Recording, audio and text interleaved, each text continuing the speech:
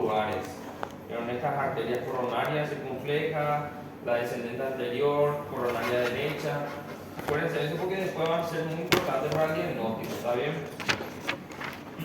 Son estas arterias son las que se obstruyen y ocurre una isquemia de la parte no irrigada, donde no llega oxígeno. ¿Entienden más o menos?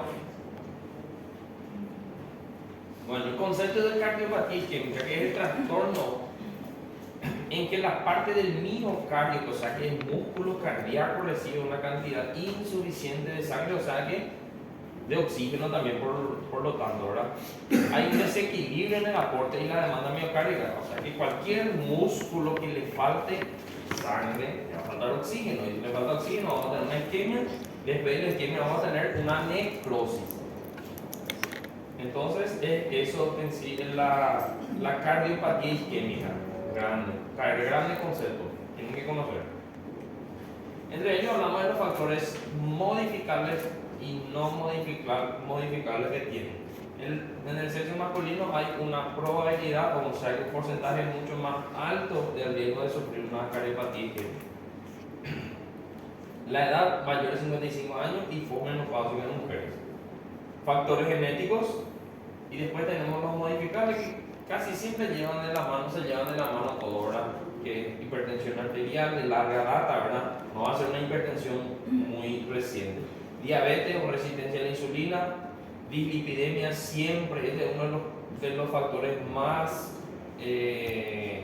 causantes de que le lleva a eso, ¿verdad? Tabaquismo, sedentarismo, obesidad, todo eso es un factor. Cuanto más se suma eso, más probabilidad tenemos de tener una cardiopatía isquémica. Otros factores de riesgo tenemos que son un poco más, como te digo, raro, ¿verdad? Que es la hiperfibrinogenia, ¿verdad? Tenemos el PCR ultrasensible aumentado, déficit de proteína C, déficit antitrombina 3. Tenemos también los pacientes que tienen problemas con colágeno. Eso siempre algunas veces va dentro de la arteria abdominal y suelen obstruir. Vasculitis, el libro habla mucho de vasculitis, pero por ejemplo eso es mucho más profundo, ¿verdad? Y los llamados estados protrombóticos. O sea que por trombo, por eso se le hace a algunos, después le voy a mostrar un tratamiento ahora que se suele hacer. Algunos pacientes que tienen muchos trombos, ¿verdad? Que suelen tener ACV, suelen tener trombosis venosa profunda, edema agudo pulmón, esos pacientes tienen más probabilidad de tener una isquemia. Pero lo que yo quiero que sepan es esto de memoria, ya tienen que saber. Entonces preguntas, acuérdense. Acá nosotros tenemos las causas, la etiología. Las causas más frecuentes de cardiopatía isquémica son el aterosclerosis, o sea que son las placas de ateroma, que se clasifica en dos, que es la estable y la inestable. Otra pregunta también en examen. Acuérdense.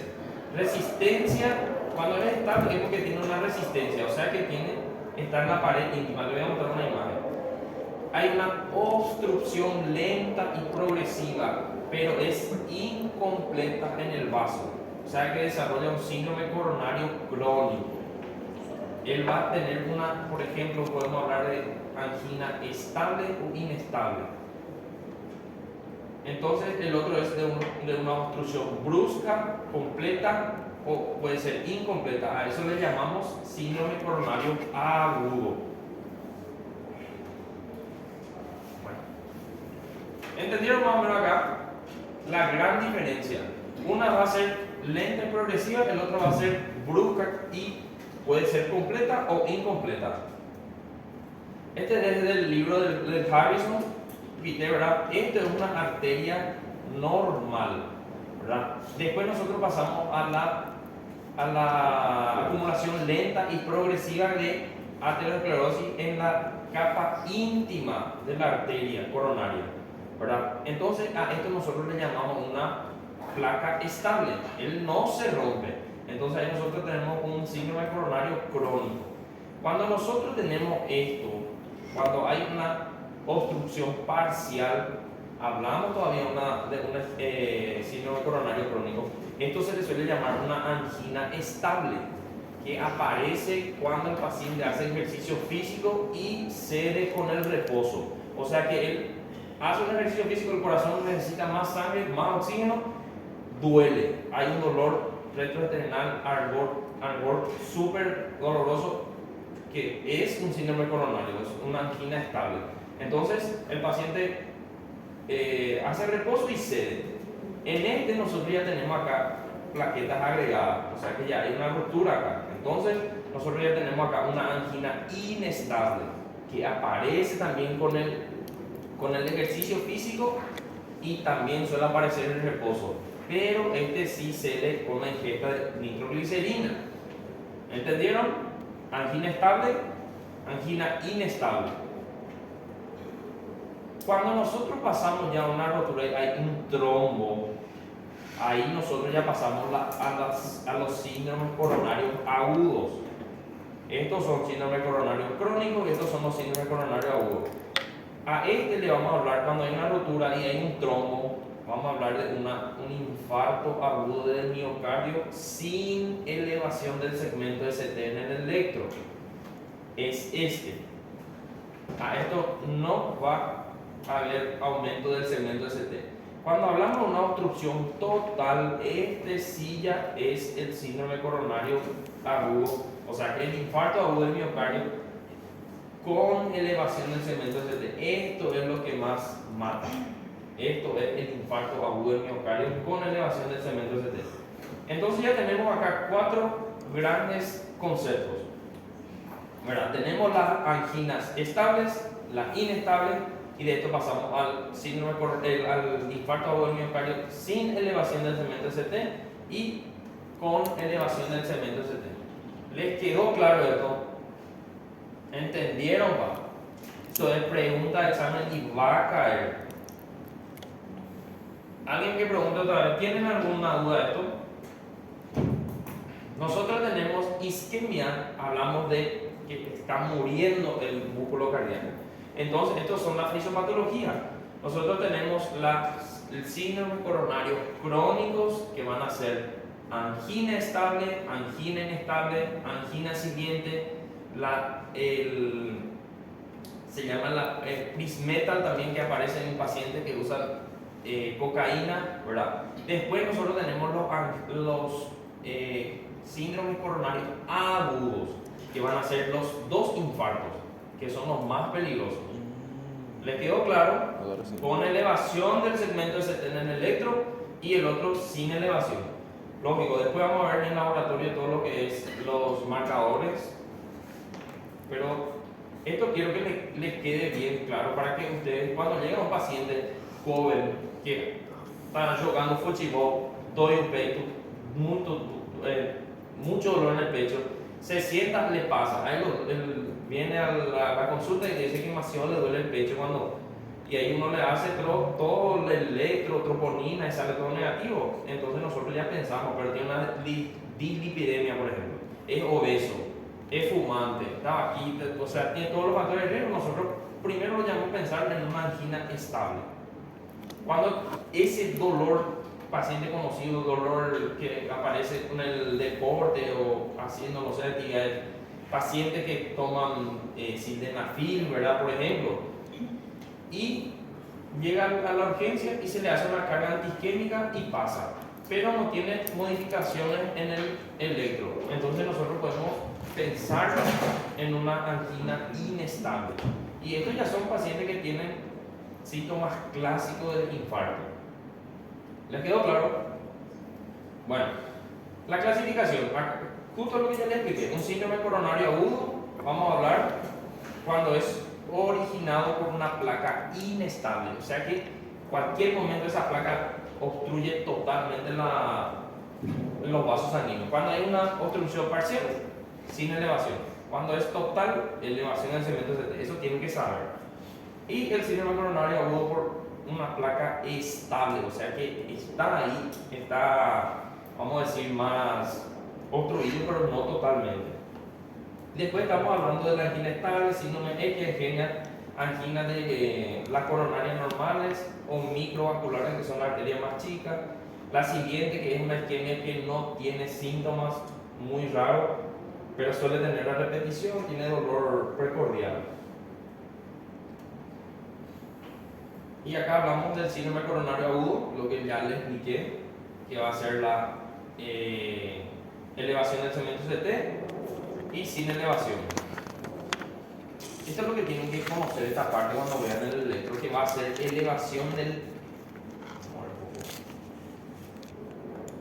Esto, onda P, va a estar positivo, el que, como se le dice, cuando hay un descenso, él ya vuelve acá y se junta al T. Entonces eso va a ser característico de un síndrome coronario agudo. Voy a ver si tengo imagen un poco. Tengo imagen. Voy a conseguir yo el electro. Bueno, síndrome coronario agudo sin elevación del cemento CT, hablamos de la angina inestable, que va a ser dolor precordial de origen isquémico que aparece en reposo, que dura aproximadamente de 10 a 30 minutos. El infarto agudo sin elevación, hablamos de dolor precordial de origen isquémico, hay necrosis isquemia ya del miocardio, ya es un infarto, o sea que ya va a haber necrosis, que cursa sin elevación y dura aproximadamente 30 minutos y suele pasar el dolor con la ingesta de nitroglicerina. Esto es clásico, un paciente que viene de tipo opresivo, tienen que acordarse de eso. Porque si te viene un paciente que te dice que le duele, por ejemplo, dolor retrointernal de tipo punzante, nosotros tenemos luego que descartar primero si una no sé, lítiga, alguna cosa, algo, fractura intercostal. Pero si te dice que es de tipo opresivo, que no puede a veces respirar, sudoración fría, ahí nosotros tenemos que pensar directamente en una isquemia, que es la angina. Esto es característico del dolor precordial de origen isquémico, que es característico de la isquemia miocardial. ¿Tienen alguna pregunta hasta ahora? ¿Están entendiendo? Sí. Bueno, síntomas típicos: dolor retroesternal y precordial opresivo. Tienen que saber que irradia cara interna del brazo izquierdo, cuello, mandíbula, la región interescapular. Eso es semiología nato, tienen que saber. La isquemia además acompaña de continuo nervio vegetativo, que va a ser diáforis, como le dije, va a estar con mucha sudoración en el paciente, puede tener náusea, vómito, histemia importante y sensación inminente de muerte. Ese paciente viene desesperado, eso luego va a ser algo característico. Síntomas típicos: pacientes que tienen, por ejemplo, insuficiencia cardíaca van a tener una disnea brusca, síntomas intestinales aislados, dolor en epigastrio, dolor abdominal. Esto a veces confunde también. Tienen que saber que puede irradiar a cualquier parte, pero que sea por acá, ¿verdad? O sea, que abdomen, mandíbula, brazo izquierdo o brazo derecho, la parte escapular. Pueden cursar con arritmias, eso van a ver en el electro ya. Y con el examen físico también podemos ver. Yo les dije ya cómo tienen que hacer para el diagnóstico clínico en la arritmia, ¿verdad? Que ver si el pulso periférico está sincrónico con el área central. Y después muerte súbita, eso es lo que es el síndrome coronario, el infarto con elevación. Según la Organización Mundial de Salud, se requiere dos de los siguientes criterios, o sea que tiene que tener para un síndrome coronario agudo: dolor precordial en alguna vez de origen típico. Cuando hablamos de dolor retrointernal típico, vamos a hablar de todo lo que le debe: la irradiación tipo opresivo en mandíbula, brazo izquierdo, alteración en el electrocardiograma típica, que va a ser de isquemias, y elevación de las enzimas seriadas, que es CK total, CKMB, troponina 1 y la troponina cuantitativa. Estos son, hay también los horarios que van a aumentar.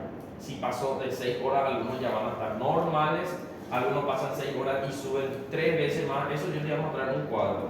O sea que tienen que saber también que depende del estado la evolución del cuadro, va a estar aumentado o disminuido o inclusive normal. Tienen que saber cuál pedir. ¿Entendieron? Según en el examen va a salir, según la Organización Mundial, se requiere de dos siguientes criterios. ¿Cuáles son para saber si tienes un síndrome coronario agudo? Historia de dolor retroesternal típico, alteración en el electrocardiograma típico, que va a ser elevación del segmento ST o infra-ST transitorio. ¿Dudas? ¿Preguntas? Estoy hablando muy rápido. ¿Están entendiendo? Essa elevação enzimática não ficou clara também não, doutor. ¿Cómo? Essa elevação enzimática seria... Este es laboratorio. Llegó paciente con mutador, tiene elevación o infra-ST. Nosotros le vamos a pedir CK total, troponina, cuantitativa y ultrasensible. ¿Qué pasó? Uma vez confirmando a derivação da ST ou para cima ou para baixo, pedir a elevação do isso. Hay que pedir eso, sí o sí. Pero vos tenés que hacerle una carga antisquémica a este paciente. Por ejemplo, llega, vos ya tenés que hacerle un antiagregante plaquetario, clopidogrel, nitroglicerina y para el dolor, ¿verdad? Mientras espera tu laboratorio. El electro se hace en la hora. Eso es, tienen que tener sí o sí. ¿Saben hacer electro ustedes? ¿Será que no conseguimos acá? Tenemos que practicar eso sí o sí. Vamos ver. ¿Ah? Vamos ver. Prestamos, se prestamos a alguien, tenemos que practicar eso. Até ano passado a faculdade não tinha. Não sei se esse ano tem. Bueno, esto ya está, se quedó ya en la cabeza. No me pongan ahí criterio y remedio, dolor de cabeza, sangrado. Después hablamos de la clasificación de Kill-CAM cuando llega a la urgencia del paciente. Kill-CAM 1 nosotros hablamos de un infarto o miocardio sin insuficiencia cardíaca, que hablamos de una mortalidad de 6%. Cuando hablamos de Kill-CAM 2 hablamos de un infarto o miocardio que viene a la urgencia, le auscultamos y tiene crepitante en ambos campos pulmonares. Acuérdense que crepitante de ambos campos pulmonares es característico de insuficiencia cardíaca. Cuando se asocia a eso, nosotros ya tenemos un 17% de tasa de mortalidad. Para esto se clasifica esto. Cuando el paciente llega con un infarto o miocardio y ustedes le auscultan y tiene crepitante en todo campo pulmonar, estamos hablando de un edema agudo del pulmón, o sea que tiene ya está ya congestionado. Infarto más agudo, edema agudo del pulmón, hablamos ya de 38% de tasa de mortalidad. Y cuando tenemos un IAM con shock cardiogénico, o sea que va a haber hipotensión, taquicardia y alteración de del estado sistema nervioso central, y hablamos de un shock. Eso es característico. Cuando ya está mal el paciente, hablamos ya de una tasa de mortalidad de un 81%. ¿Entendieron esto? O sea que primero llega infarto, la oculta, no tiene crepitante, hablamos de Kill-CAM 1. Hablamos de Kill-CAM 2, llega paciente en ambos campos pulmonares, en ambas bases, con ambos vértices, tiene crepitante, hablamos de Kill-CAM 2. Cuando tiene crepitante por todo el campo pulmonar, ya hablamos de un edema agudo del pulmón. O sea que un TEI, poquito de agua, un poco más de agua, vamos a decir, y el otro tiene un shock cardiogénico ya, ¿verdad? ¿Entienden? Este se suele explotar mucho en las recorridas. Cuando llegó a la urgencia, entonces cuando llega el paciente. Después tenemos otra estratificación que es la escala de TIM, ¿verdad? Que es cuando tiene paciente mayor de 65 años, cuando tiene estenosis coronaria mayor al 50%, o sea que va a estar obstruido más, ¿verdad? Uso previo de ácido acetilsalicílico, o sea, un antiagregante ya conocido en todo paciente que ustedes tengan, por ejemplo, insuficiencia cardíaca, obesidad, tabaquismo, eso que siempre se suele ir hipertensos, diabéticos, se van mucho a los hospitales por hacer desequilibrio, todo eso.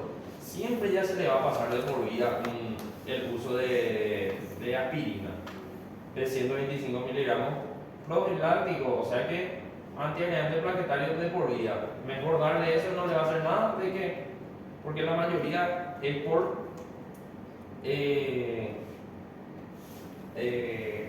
por causa de eso, ¿verdad? Para evitar un infarto. Cuando hay trastorno del segmento ST y T, troponina 1 cuando está positivo, o 3 más factores de tumor del sexo masculino, como ya hablamos, hipertensión, dislipidemia, obesidad. Eso ahí se hace por puntaje. Cuando tiene mayor a 5 puntos, hablamos de tratamiento médico más angioplastía coronaria transmural. O sea que entran por la arteria femoral, entran y hacen el arreglo de esa arteria coronaria. Eso ya es la parte de cirugía. Nesse caso aí é o que coloca o stent, né, doutor? El stent, sí. Vai colocar para quando dá obstrução arterial para abrir Exatamente. a artéria.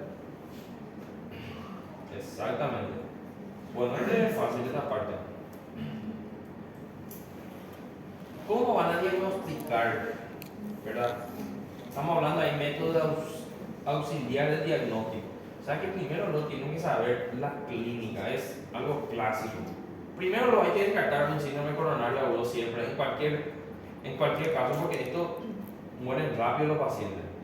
Y si le hacen una carga antiquímica no pasa nada. O sea que le puede hacer a todos estos pacientes, llega y no tenemos dudas, se le hace una carga antiquímica.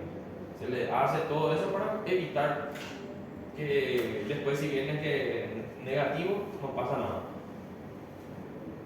El electrocardiograma sería 3 electros, 1 cada 6 horas. Estos pacientes hay que dejarlo en observación.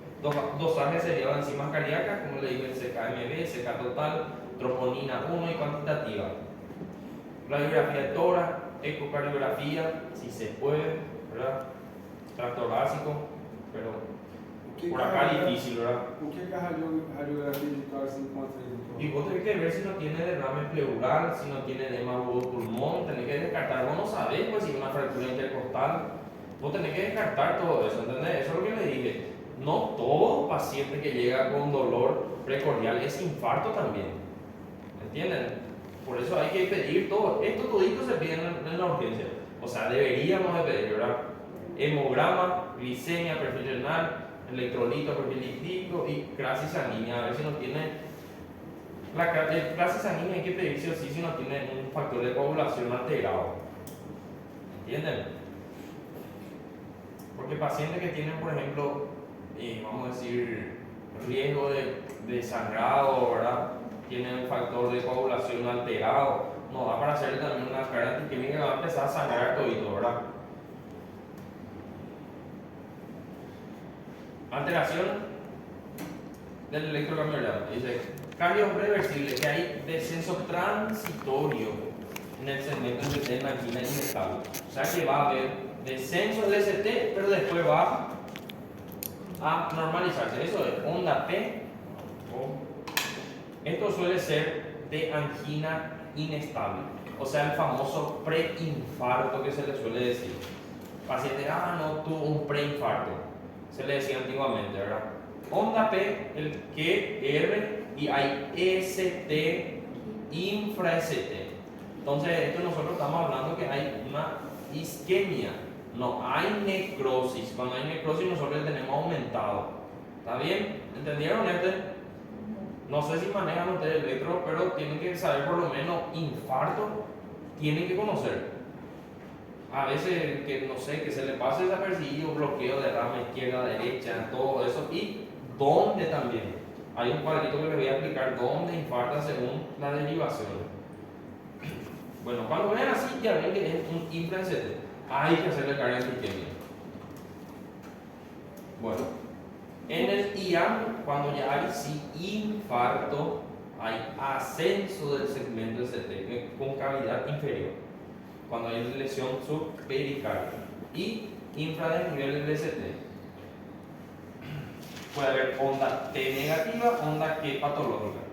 Arritmias, arritmia es cuando, acá por ejemplo tenemos un QRS, ¿verdad? Tenemos acá onda P positivo y acá más o menos tenemos otra vez otro. O sea que hay una distancia acá, ¿entienden? Entonces otra distancia acá cortito y después otro cortito y después otro largo, ¿entienden? Esto, cuando hablamos de arritmia, estos van a estar muy separados, va a haber arritmia, por eso esto hay que cuantificar. Ahora no sé cómo borrar. ¿Entendieron? ¿Tienen alguna pregunta? O sea que cuando ven esto, ustedes primero lo que tienen que ver es si tienen elevación del segmento ST o infra-ST y si está arrítmico o arrítmico. O sea que va a haber un latido acá, otro latido acá y puede haber un latido acá ahora. Después hay otro latido acá, ¿entienden? Mas daí teríamos que ver normal, né? Pra gente. Y el normal allí está en el comienzo, que es el onda P positivo, QRST y onda T positivo. En ABR va a estar T negativo. Por eso hay que, yo entiendo, difícil el electro, ¿verdad? Nosotros tenemos que practicar, tenemos que ver una forma, no sé. Aí a máquina Ahí, tem que agarrar uma comprienta.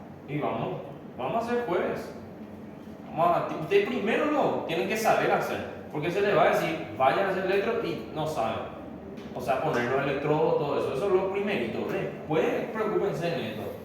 Si no saben hacerlo, ya es un mal comienzo, ¿verdad? Pero tenemos que practicar. Para eso estamos, vamos a aprender. Y si la compañera dijo que hay, vamos a hacer. Bueno, acá están hablando de la onda T negativa, que ya es sinónimo de una isquemia. Bueno, esto lo voy a preguntar. Mira, esto sí es supradesnivel. Mira, onda P, Q, R, ST positivo y T negativo. ¿Vieron? ST está hacia arriba. Esto. Y esto tienen que saber. Cuando hablamos en un infra o supra, en B1 y B2, hablamos que tenemos un infarto en el septo. Pregunta de examen también. B3 y B4 hablamos de cara anterior. Cuando tenemos derivaciones en B3, B4, B5 y B6, podemos hablar de cara exterior extensa. De 1, de 3 a BF, cara inferior, que suelen ser los más letales, que cursan con hipotensión y shock cardiogénico. De 1 a BL, hablamos de cara lateral alta del corazón. Esto estamos hablando de toda la estructura del corazón, donde más o menos está teniendo el infarto. ¿Preguntas sobre esto? ¿Seguros? No hay que ir a prueba de eso. Estamos hablando. Bueno, alteraciones bioquímicas, elevación del CPK total y el CK-MB, que va a ser mayor al 10% del CK total. En esto lo que tienen que, por ejemplo, manejar es cuáles son las alteraciones que van a tener el CK, CK-MB, troponina 1 y troponina ultrasensible. Esos son los marcadores indicativos para un infarto agudo de miocardio. Y acá habla de la troponina, que es de 0,01 a 0,9 nanogramos por mililitro, hablamos de lesión miocárdica probable. Mayor a 1 ya hablamos de una necrosis ya. Entonces hablamos de primero de isquemia, lesión y necrosis. La detención de enzimas cardíacas desde las 2 a 4 horas y sensibilidad máximo a las 8 y 12 horas. Cuando hablamos ya de la troponina 1, permanece elevada durante 10 días. Entonces, ustedes tienen que sentarse a pensar en cuál van a pedir, ¿verdad? Siempre solicitar los 3 juegos, ¿verdad? Cada 6 horas. Pero en algunos puede venir normal todavía en eso, ¿verdad? O sea que las primeras 2 o 4 horas ya van a estar alterados, pero después de eso ya van a estar algunos cambios. Le voy a mostrar el cuadrito. Bueno, miren, el CK total, CKMB, troponina T, troponina 1. Esto es lo que ustedes tienen que ver cada cuántas horas van a pedir. Esto están horas.